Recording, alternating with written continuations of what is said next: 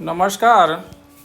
मैं रामनाथ प्रसाद दर्शन शास्त्र विभाग डीएवी महाविद्यालय सिवान से आज ऑनलाइन कक्षा के अंतर्गत आपके समक्ष उपस्थित हुआ। आज हम लोग नए विषय की शुरुआत करेंगे। आज डिग्री 2 में तर्कशास्त्र पढ़ना है। हम लोग इस तर्कशास्त्र के बारे में ही बात करेंगे। डिग्री 2 में तर्कशास्त्र के 3 भाग हैं, जिसमें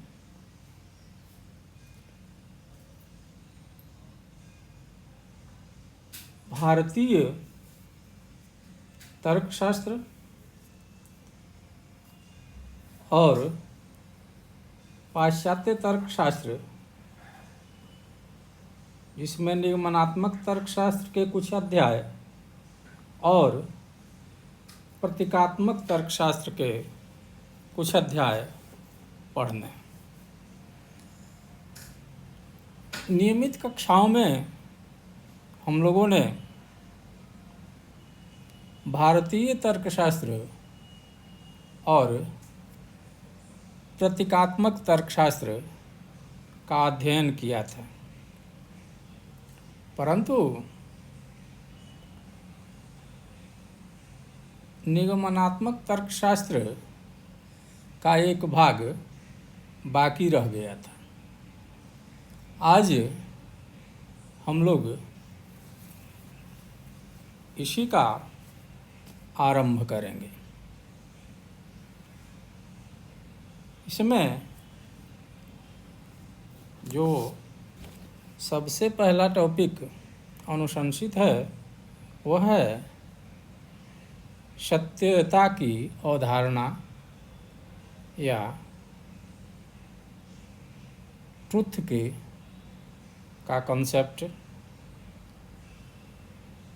निगमनात्मक तर्कशास्त्र में इसका वर्णन फॉर्मल एंड मटेरियल ट्रूथ के रूप में पाया जाता है। आज हम लोग यहीं से अपनी चर्चा की शुरुआत करते हैं।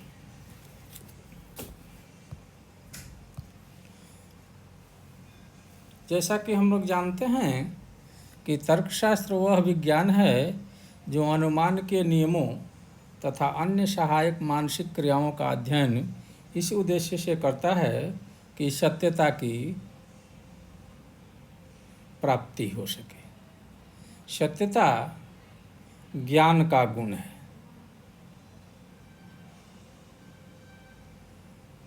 ज्ञान को परिभाषित करते हुए बताया जाता है कि knowledge is system of ideas corresponding to system of fact accompanied by belief in their correspondence। अर्थात ज्ञान प्रत्ययों का, विचारों का एक सिस्टम है, विचारों की एक व्यवस्था है जो तथ्यों के साथ संगति रखता है और इस संगति में जब हमारा विश्वास होता है तब उसे ज्ञान कहा जाता है। अर्थात ज्ञान एक प्रकार का विश्वास है जिसमें एक विचार व्यवस्था का तथ्यों के साथ सुसंगति होती है। इस तरह हम देखते हैं कि ज्ञान में दो चीज़ें पाई जाती हैं, एक विचारों की व्यवस्था और दूसरा उनकी तथ्यों के साथ संगति या कोरेस्पोंडेंस। इसी तथ्य को ध्यान में रखते हुए निगमन शास्त्र में सत्यता के दो प्रकार पाए जाते हैं, बताए जाते हैं।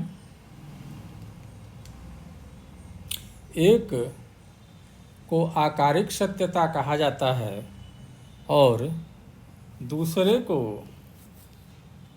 वस्तुगत सत्यता या मैटेरियल ट्रूथ कहा जाता है।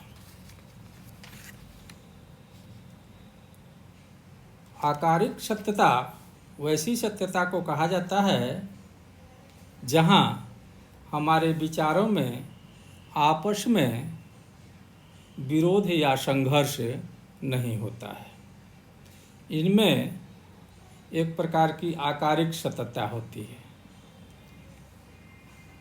एक विचार दूसरे के अनुकूल होता है, एक आइडिया दूसरे के अनुकूल होता है।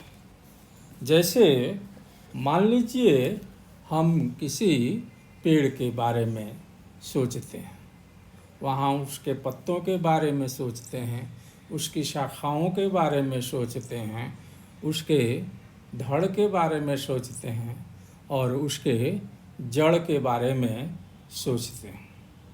और इनमें सभी एक दूसरे के साथ जुड़े होते हैं, सभी एक दूसरे के साथ संगति रखते हैं, एक व्यवस्था रखते हैं, आपस में एक समन्वय की स्थिति रखते हैं। इनमें कोई विरोध नहीं होता है। इस तरह की सत्यता की स्थिति को हम लोग आकारिक सत्यता कहते हैं। जैसे हम वर्ग या स्क्वायर के बारे में सोचते हैं तो उसमें यह विचार आता है कि चार बराबर लंबाई की रेखाएं होती हैं जो एक स्थान को घेरती हैं। इनमें चारों रेखाएं 90 डिग्री के कोण के साथ जुड़ती हैं और एक आकृति बनाती हैं। इसमें किसी तरह का विरोध नहीं होता है। हम यह सोचते हैं कि सोने का पहाड़ है। सोना और पहाड़ में कोई विरोध नहीं होता है। दोनों ही विचार एक दूसरे के साथ जुड़कर एक ज्ञान बनाते हैं, एक तथ्य बनाते हैं। इसी तरह उड़ता हुआ घोड़ा, पंख और घोड़े के बीच संगति बैठाने में कोई कठिनाई नहीं है, क्योंकि पंख के विचार और घोड़े के विचार एक दूसरे के साथ जुड़ सकते हैं। उड़न खटोला इसी तरह का विचार हो सकता है। परी की अवधारणा में लड़की और पंख के विचारों में संगति हो जाती है, परंतु कुछ विचार ऐसे होते हैं जिसमें संगति नहीं होती है। एक विचार दूसरे विचार के साथ जुड़ नहीं सकता है। एक विचार दूसरे का विरोधी होता है। उसमें संबंध नहीं हो सकता है। जैसे हम कहते हैं बंध्या माता। बंध्या एक ऐसा शब्द है जो स्वयं परिभाषित है, जिसका अर्थ होता है वैसी औरत जिसको कोई संतान नहीं। और माता वैसी औरत को कहा जाता है जिसकी संतानें हों। इन दोनों विचारों को एक साथ जोड़कर नहीं समझा जा सकता। जब हम बंध्या माता कहते हैं तो स्वाभाविक रूप से हम समझ जाते हैं कि इस तरह की वस्तु संभव नहीं हो सकती है। इस तरह के दोनों विचार आपस में मिल नहीं सकते। जैसे हम कहते हैं सर्कुलर स्क्वायर, वृत्ताकार वर्ग। वृत्त एक ऐसा विचार है जिसमें किसी रेखा की दिशा हर बिंदु पर बदलती है जो गोलाकार होती है। और वर्ग एक ऐसी अवधारणा है जिसमें चार रेखाएं आपस में 90 डिग्री के कोण पर जुड़ती हैं और इसमें केवल 4 जगह मोड़ पाए जाते हैं। इन दोनों विचारों को एक साथ मिलाने पर दोनों में विरोध हो जाता है। इस तरह हम इन दोनों विचारों को एक साथ जोड़कर नहीं देख सकते हैं। इनके आकार में ही दोष है। ये आकारिक रूप से ही सत्य नहीं हैं, असत्य हैं।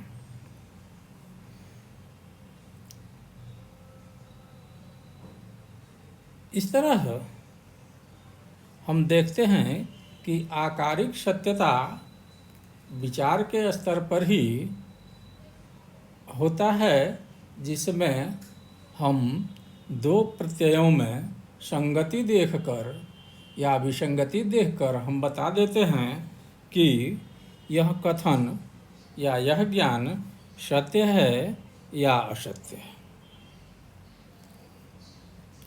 ज्ञान में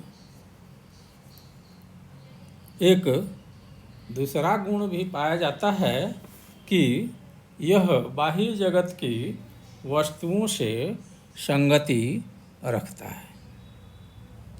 जब हम किसी वस्तु के बारे में सोचते हैं तो उसके अनुकूल बाह्य जगत में वस्तु पाई जानी चाहिए। अर्थात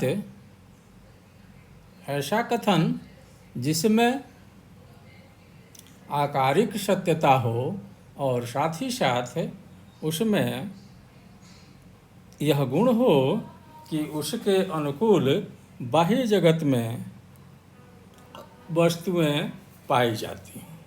इस तरह के कथन या ज्ञान को हम लोग वास्तविक सत्यता, वस्तुगत सत्यता या मैटेरियल ट्रूथ कहते हैं। इन दोनों में भेद यह है कि आकारिक सत्यता में यह आवश्यक नहीं है कि उसके अनुकूल बाह्य जगत में वस्तु पाई जाती हो, बल्कि आकारिक सत्यता के लिए एकमात्र शर्त है कि दोनों विचारों में संगति पाई जाती हो। आकारिक सत्यता वस्तुगत रूप से सत्य भी हो सकता है और नहीं भी, परंतु वास्तविक सत्यता के लिए आवश्यक है कि वह आकारिक सत्यता से युक्त हो। साथ ही साथ आकारिक जो आकारिक रूप से असत्य है वह वस्तुगत रूप से भी असत्य होगा।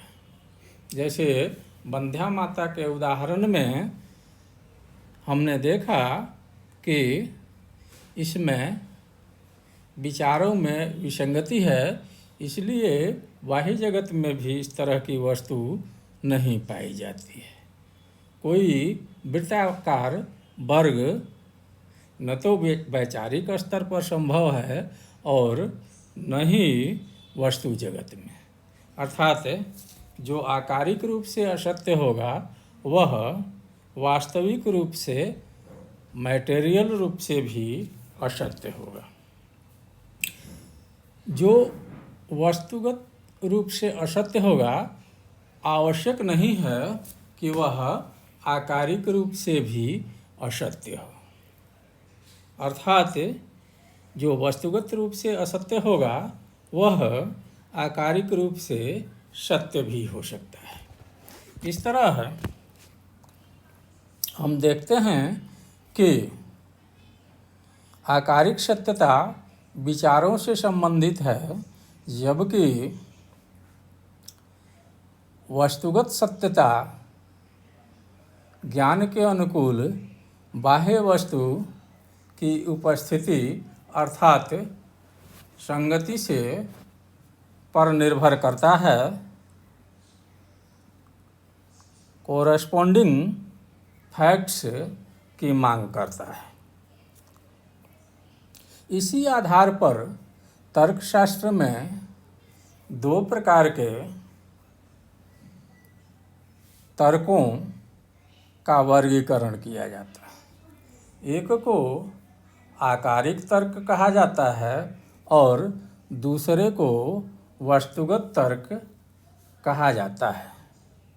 इसी आधार पर हम आकारिक तर्कशास्त्र और वस्तुगत तर्कशास्त्र का भी विभाजन करते हैं।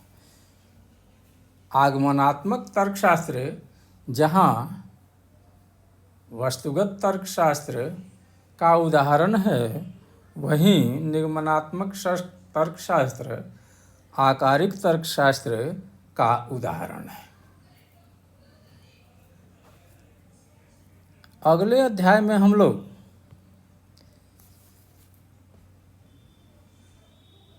तर्क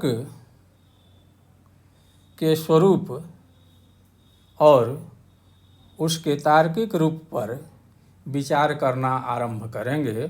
तब तक के लिए विदा। धन्यवाद।